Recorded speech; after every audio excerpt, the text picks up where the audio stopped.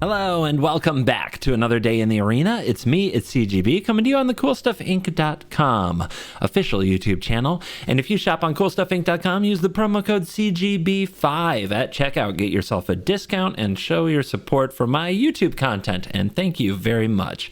Today I'm playing Jund Buffet. So Grixis Buffet is a deck that I've made a few videos of that I really enjoy. And the buffet approach is you get a little bit of this, you get a little bit of that. You have a lot of options.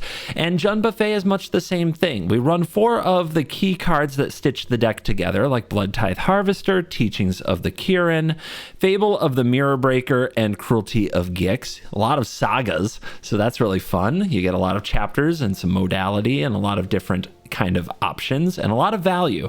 But then the rest of the deck is made up of a lot of 1-ofs and a couple of 2-ofs.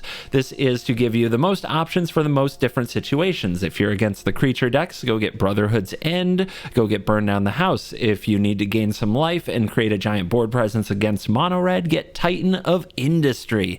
Whatever you need, the deck kind of has it. So that's the buffet lifestyle, as we go pick out the thing that works best for us in every given situation, and then we give it a try. You can season your buffet to all kinds of tastes. You can cut this card and add that card. You can add little 1-ofs here and there and get a lot of variety in your gameplay in Standard, which is something that a lot of people complain about in Standard after a format gets solved, or stale as it is sometimes called. So if you want your Standard experience to be fun and last longer, try a little bit of the buffet life. We're going to play the Jund Buffet today, and it's going to be nom nom nom, yum yum, so good. Let's dive in. Let the buffet begin. We're on the play against Red Goes Face, and they've got Lightning Bolt sleeves, a Chandra avatar, and the name. If they are lying, they are selling it hard. This hand is slow. We're going to mulligan. So, Nemata, pretty good against mono red. Teachings, a turn 2 play, a removal spell, a Titan of Industry, but I think I'm actually going to put the Titan back because it's too expensive. Hopefully we get to fetch it later with the Cruelty of Gix.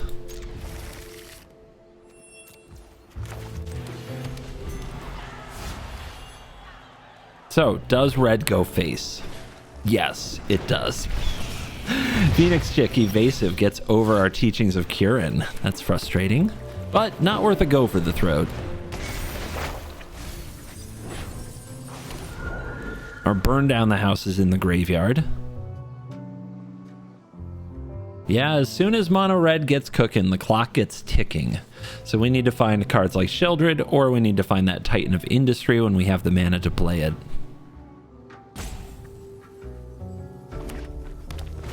Land number 2, Epicure, we take 1. Also, a way to deal with their mobilized warfare, if they're playing that card, is pretty important. +1/+1 counter. So we can hold up a Go for the Throat, or we can play the Bankbuster. I think the Bankbuster is the play. I still don't think anything here is a Go for the Throat target just yet. Nemata does have reach, and it does exile when things go to the graveyard, which could be important. The opponent's going to play with fire on our token so they can get in with their Epicure. They don't have the mechanized warfare yet, but they have a Swift Spear, and now they go face because they're red, so that's how that works. But hopefully that means they don't have good ways to deal with Nemata. So, if you haven't played much Nemata, Primeval Warden, this is a 3/4 reach. If a creature an opponent controls would die, you exile it instead, and you make a 1/1 Saproling. You can sacrifice 2 Saprolings to draw a card, or you can sacrifice 1 Saproling to give +2/+2 until end of turn to Nemata. Sokenzan as a land, second Phoenix Chick. And last card out of hand is Epicure, but their offense is completely stymied here, which gives us time to use, wow. I guess red really does go face. So they're giving me an option. I can take out the Phoenix Chick, or I can take out like the Swift Spear and some of these other creatures. I will block the creatures on the ground. Let's get rid of the Swift Spear. It's very dangerous. This will make 2 1/1s as well, which will make Nemata harder to kill in the future.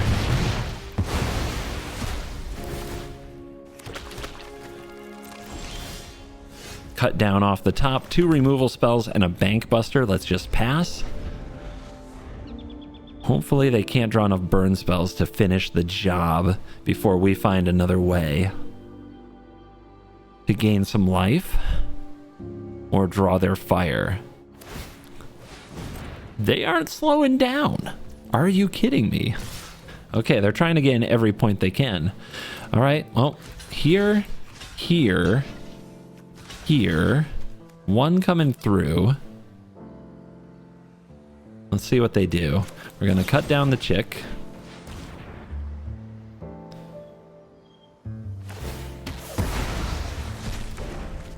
We could have done that pre-combat, powered up Bankbuster and blocked here, but then we'd have to go for the throat somewhere else.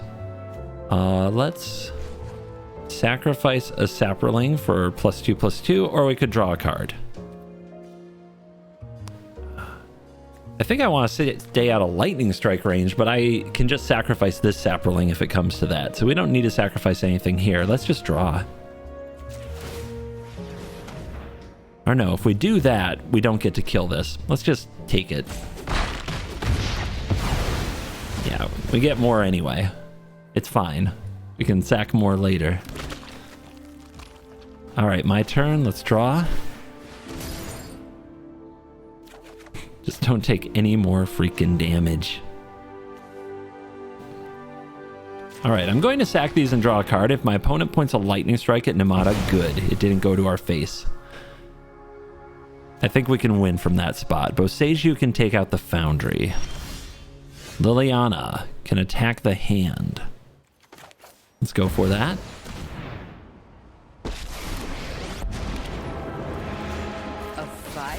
Whatever they're holding, it can go. This land can go. It is a lightning strike. That is a huge win for us. They're going to have a much harder time closing the game now. I think we attack now. Try to get them to use this Foundry.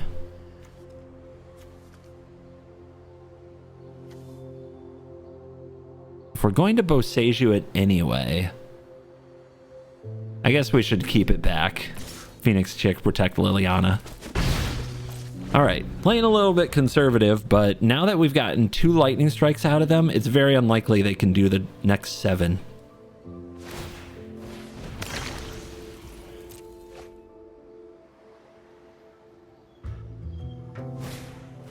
There's the chick. Chick want to attack. I still have reach. Nope. All right, let's get drawing.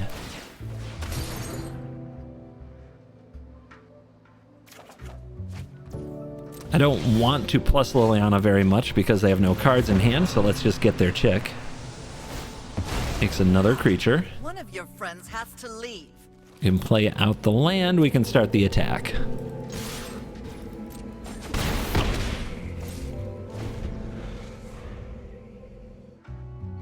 Boseiju can take out the Foundry, but we might just want to hold it. It can take out Mechanized Warfare, which is one of the only cards that will get them out of this. They have a Bloodthirsty Adversary, but they don't have the mana to use it. Yep, it's getting really ugly now. This is exactly what we want to be doing to a mono red deck.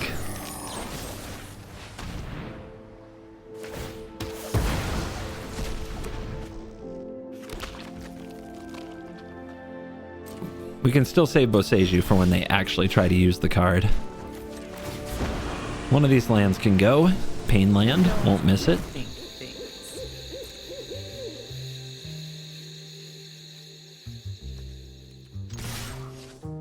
You can go too. Now we have Bloodthirsty. Now we have Harvester and Bankbuster as potential blockers for a haste creature. Could have also just swung in with the Bankbuster, but it doesn't change the clock. We still win next turn. The one of Primeval Warden really took over this game. Not a card I think the opponent expected to be dealing with. And the one of Liliana nailed that lightning strike in the hand, which was huge. They kept on top. Let's just make them shuffle here and take a blocker off the board. They're not going to survive this next turn. They've got absolutely nothing left.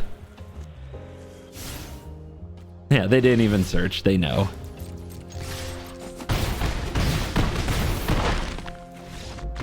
Ah, that was a delicious Jundi buffet. On the play, Harvester, Buster, Fable, let's go. To the buffet, baby.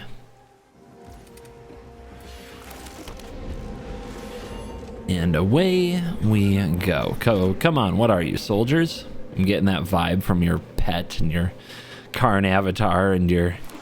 Yep, soldiers.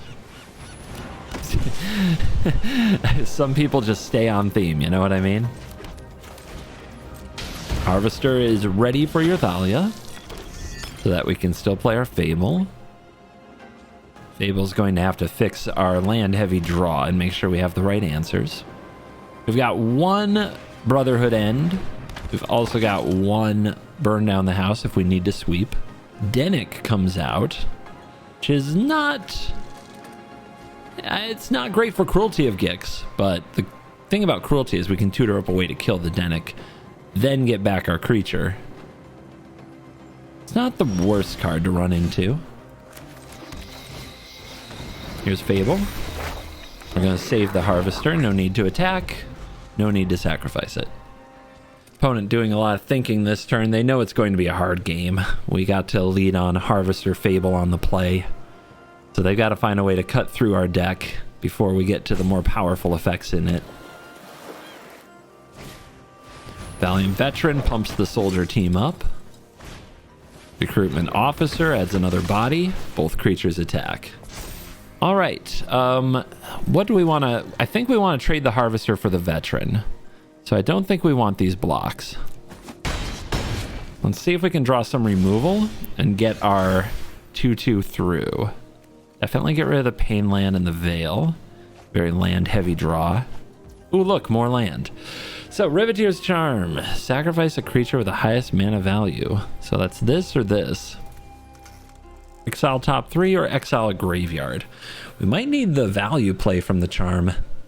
I think what I need to do is use the Harvester on the Veteran. Then I'll attack like this. The opponent might trade the Officer because they usually fear the treasures that the Goblin makes. But if I'm offering the trade, maybe they're, maybe they see through that as, oh, I want this trade. Maybe I just don't give it to them. And yeah, they take it. Okay. So I think we hold up the activation of the Charm and play the Bankbuster. We can also use our mana to draw. Or cycle, but probably not. Cycle's a pretty inefficient way to spend the mana.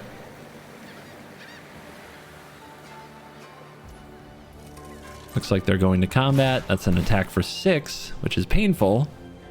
We could kill the Dennick with the Charm, but I don't think that's the way. I think there's going to be something more pressing for Charm to do, either by exiling our top 3 or by killing a larger soldier. So post-combat, what do? They play Thalia. Okay. Makes the Charm super cumbersome now. Do they have another creature? Yeah, of course they do. Always another soldier. All right, let's draw. Come on, deck. What are you doing to me? There we go. I knew you had it in ya. How much damage do we take if we do this, though? They bring back the frontliners. They bring back the frontliners. That's 4. Then we go to 3. I guess that's fine. Let's get one more treasure for the road.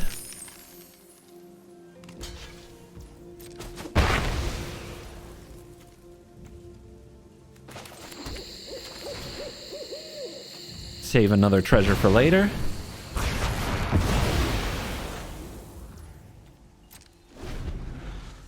They do have a pretty active graveyard. Maybe we do need to exile it. Let's see what they do here. They bring Dennick out of the graveyard as a 3/2 flyer.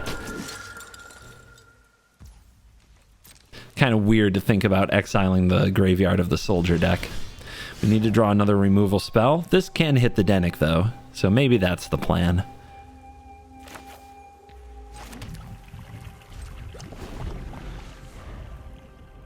See what they do. Dennick's mana value is what's on the front, so 2. So as long as they don't play like a 3, we're okay. They attack.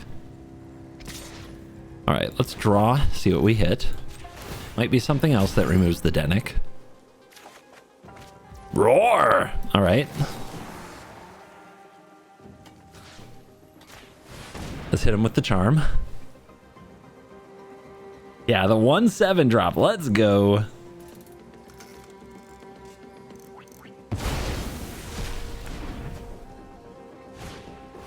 Backup Denic, why not?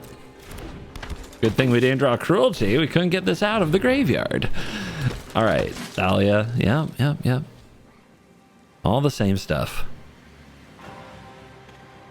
You done? There we go. Brotherhood's End. Oh, man. I think I just kill these, right? Next turn, they spend their turn bringing out another one. Or we could play the Titan, but if they top deck a Brutal Cathar, that's even better for us, actually. Yeah, Titan. Raw, big fist. All right, 4/4, yes. 5 life or a shield counter. I don't think they're going to use any kind of destroy effect, so 5 life.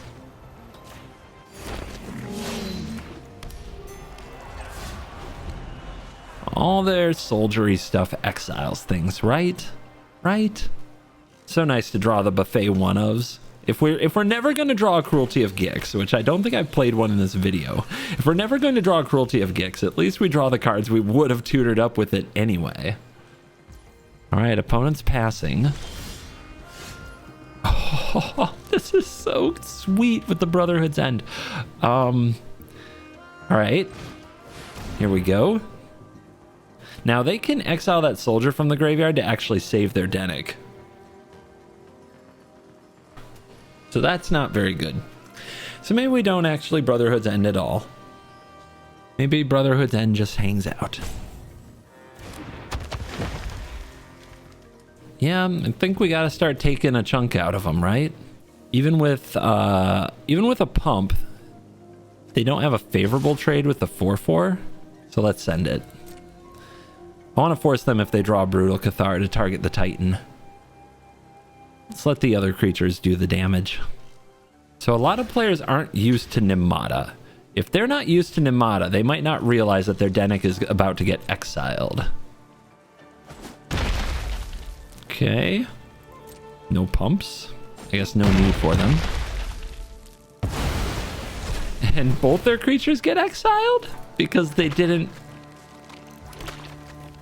They did need to pump there to keep their creatures around. Well, okay. This is fine. I like this. Yeah, they're probably a bit surprised. All right, let's get the Bankbuster rolling.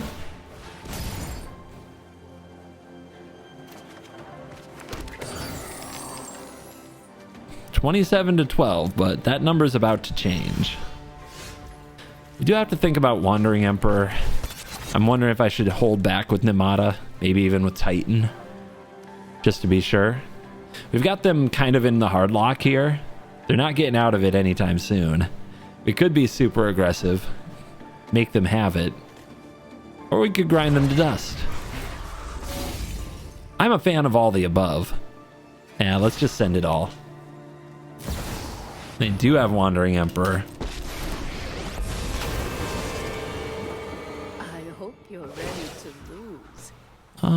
Yep. We could go for the throat to try to get it back from the graveyard later, but since they're a Denic player, maybe not. Let's cycle. Maybe we find a card to play this turn. Windgrace, pretty good. Why not? The buffet lifestyle continues.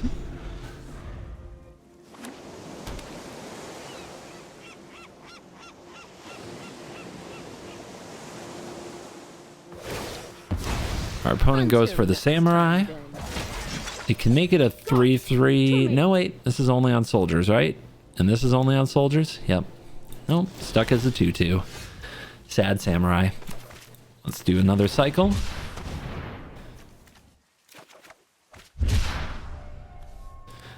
We also have this sweet ability on Windgrace to turn these lands into more cards. letting us rummage them away. We get a Harvester. That's pretty good. We'll take that.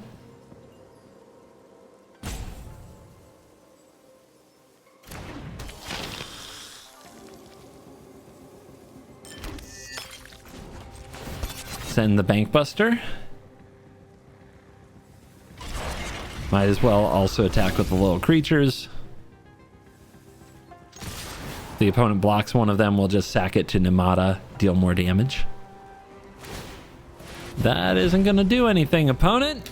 I can't tell if they're just flailing frivolously or they honestly aren't sure what's going on, but you know, arena stuff, it happens.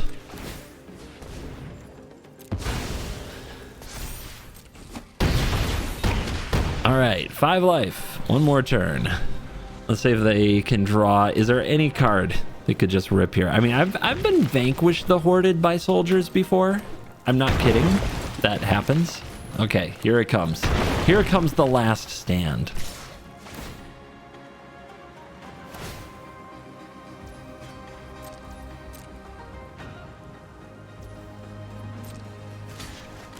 I block. I'm also just gonna gain 3 life, just because I can. You had no chance in this one, buddy. The Jund buffet was too delish.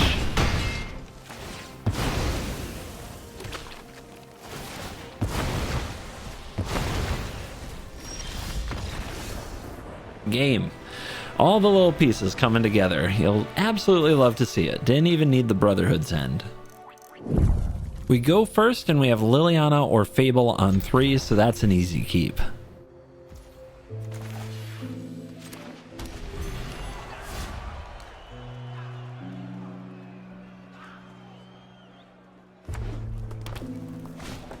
Kumano faces Kakazan, means we go up against Mono Red again. It's a little unfortunate. Our cut down might not hit the card they play for 2 mana because of how this card works. So I think the right play is just to tear this asunder before they get the +1/+1 counter. Because if they play a 2/2 with haste, it becomes a 3/3 and your cut down just misses. I guess we could have had the Swift Spear, which would have been nice. And yeah, now we can't. Our turn 3 play actually doesn't. Our Liliana isn't good because it's vulnerable. Too many 1-mana plays. All right. What we're going to do instead then is take a point of Painland damage and use removal spells on this turn. We're going to cut down now so they can't use double instant to save Swift Spear from cut down. Then we'll see what they play.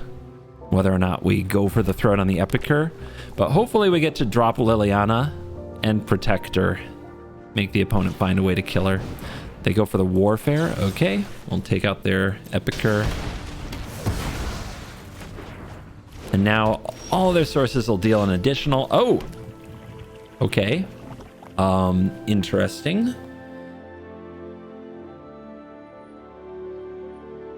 We have 3 pain lands, so... The clock is ticking on us. If they have 2 burn spells, they might kill Sheoldred.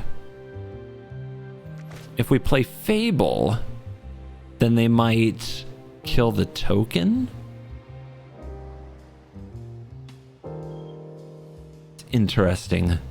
It's interesting, man. Do you just throw Shelly down? Or do you see if you can draw out some of their removal so Shelly lives? I think you make Shelly the last play. I think that's how you play this. As long as your life total isn't too low, and we're at 16 now, so we're doing all right. They go Impulse, they get Play with Fire and Chick. If they have the Mountain, they can play both, which is really good for them. Chick. Hit for 2. Now, do they kill my Shaman, or are they going face? That's a choice they have to make. So what's their hand? It's not another Warfare, they'd play it. Okay, and the Festivities is a good one. So they're down to Play with Fire and what might be a Lightning Strike. Which I think means I play Liliana and I make them discard this card, then I play Sheoldred the next card. Or, wait, if I discard here with Liliana, though... Oh, Oh, all right. Oh, this is tough. All right, I'm taking the damage. I'm doing it. This is risky, but I think I'm getting a lightning strike.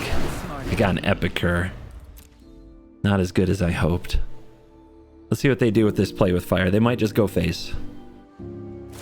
Oh, they go for the Liliana. I did get a lightning strike. One way or another, I did. But now we know.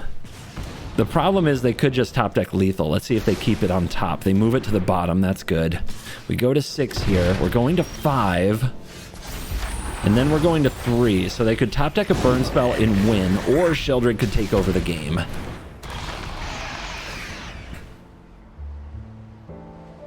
Did they hit it? They blood token. They get one more crack at it. And never didn't have it, mono red. Ugh. All right. That sucks.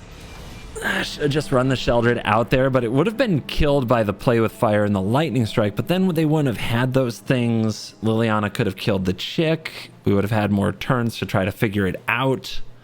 We have a Cruelty Gick, so yeah, if we play another land in Cruelty and get back Sheoldred, that's what I should have played for.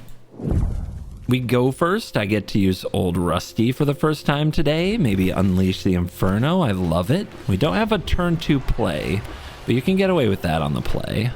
Not against Mono Blue, though. Mono Blue kind of demands a play. So let's see if this is, in fact, that Mono Blue deck. It is, probably. I don't know what else plays Consider these days. Adi Jin all the way, baby. All right, let's start drawing their counter spells. Here's Old Rutstein. Resolves. That was easier than expected. The stick here implies a Fading Hope. We get a treasure by milling a land, and we have Windgrace in hand, so that's nice. Opponent thinking about Fading Hope right here. They're worried about the trigger.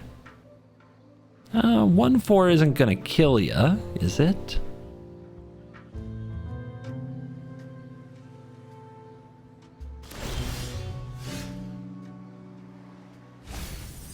Bankbuster becomes a blood token.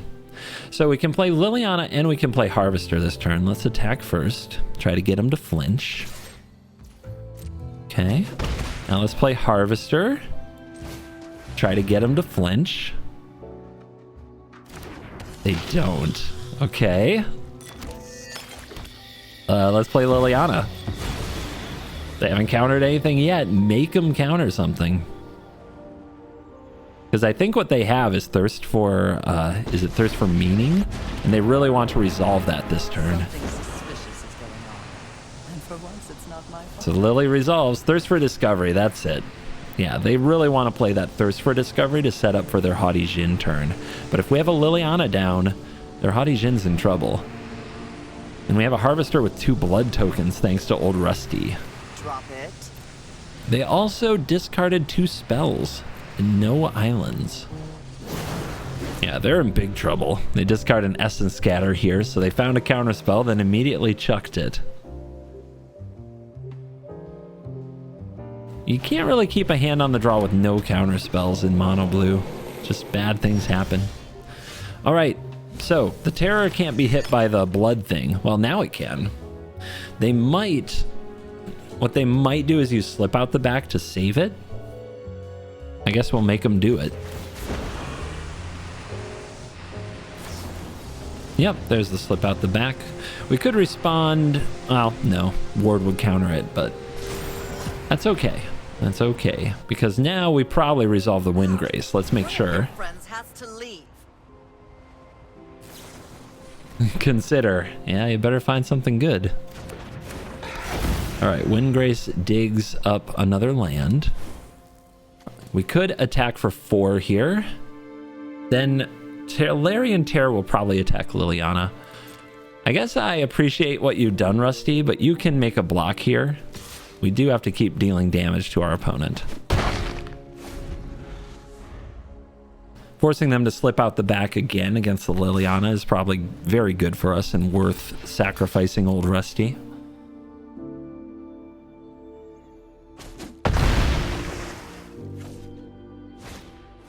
They've got another snake.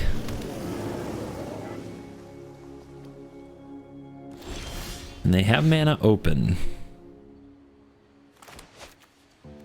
Do have a land in the graveyard. This can become indestructible. Let's see what happens. You can attack first.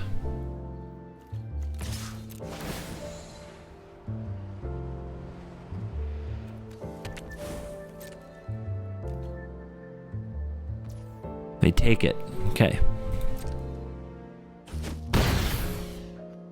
All right. Let's see if they'll sacrifice one of these terrors.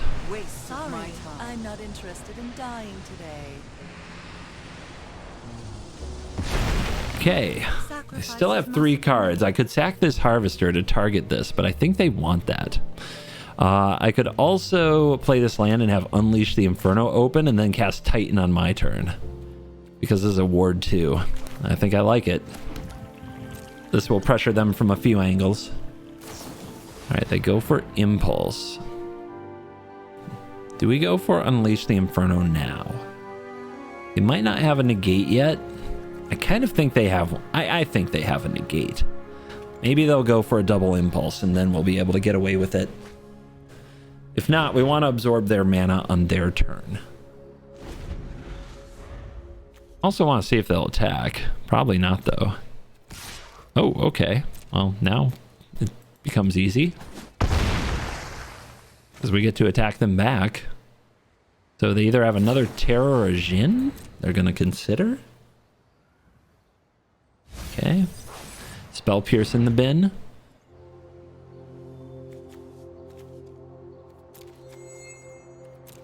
We don't have any lands in the bin anymore for Soul of Windgrace. Here comes the Jhin. All right, with that on the stack, we probably want to go after this Terror.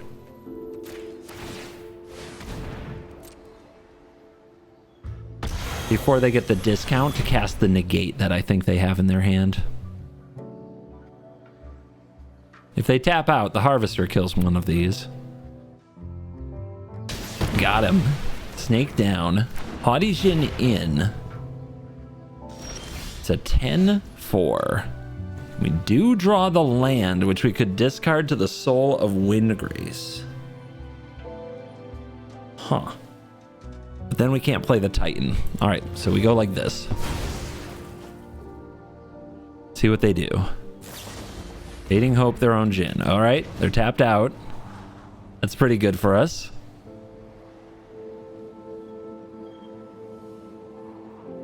No 0 mana counterspell in this format. So a 4/4 attacks through the Jhin, and they know they're not going to be able to recover from that play next turn. All right, Mono Blue Thwarted. I strongly recommend Jund Buffet, along with a lot of other kind of 3-color buffet options. It's a really fun way to keep the format a little bit fresh. It's not going to be like a 60% win rate like a mono red aggro or a mono or a soldiers theme deck, you know, but it's going to be around that 50%, 50 to 55, and with mastery and careful choices, I'm sure you can get to Mythic with it. So it's a good way to keep standard fun. Thank you for watching this video. As always, I will see you in the next video. You stayed till the end. Thank you very much. Top it off. Hit like, hit subscribe. You're cool.